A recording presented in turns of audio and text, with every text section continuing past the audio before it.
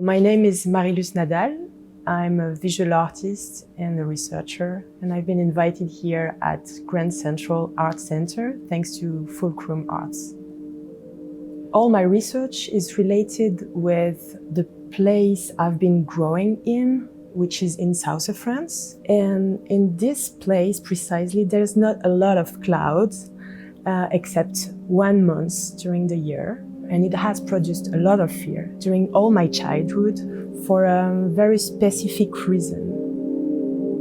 All my family are wine growers, and those clouds, which are hail clouds, are appearing just 3 weeks to 1 week before we start to cut the grapes.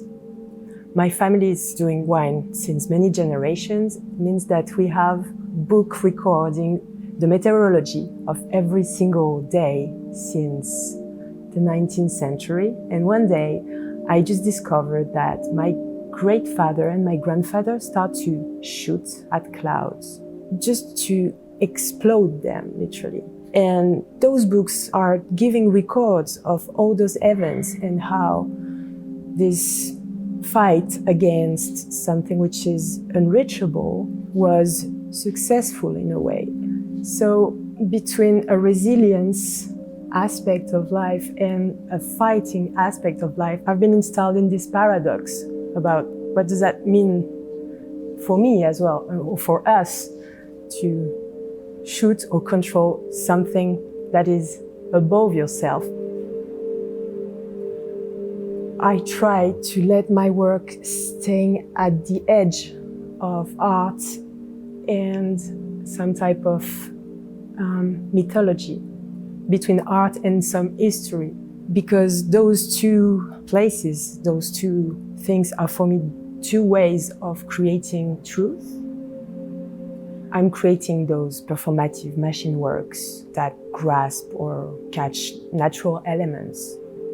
S.O.S, the Skin of the Sky, is a near real-time lightning and more generally atmospherical map that will take the form of an installation and an object or wearable object to be performed.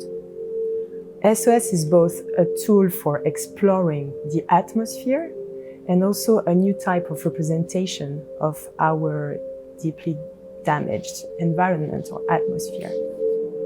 It has been shown that lightning events will increase in the near future.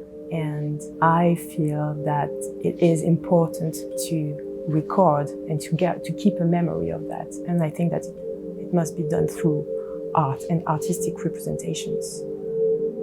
So S.O.S is working with objective data. I'm grasping thanks to the collaboration with Joshua Fisher working at Chapman University. And we are catching those different data coming from lightning events, but also from water events like evaporation, cloudiness, and rain.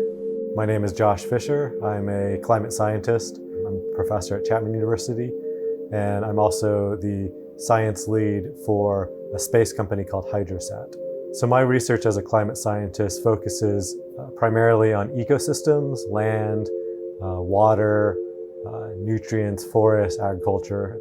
Marie-Luce Nadal's Skin of the Sky project is really exciting. It's really fascinating. It infuses, obviously, art on her side, science on my side, but also there's technology, there's mythology, there's psychology, there's a lot of elements to it.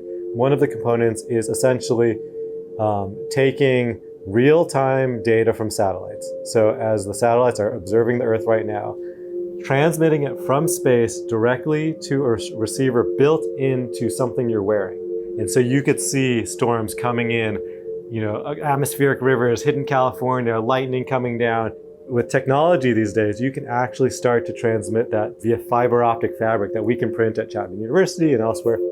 Marie-Luce Nadal also does other work in terms of creating clouds in a box or in a room, and she can manipulate how the clouds look and feel. And so I think there's a lot of interesting dynamics and links to my science, which involves especially evaporation and water loss and droughts, and how much water is being lifted off of plants By working with Dr. Fisher, I'm always very happy to discover new tools and try to see how those tools can be disrupted.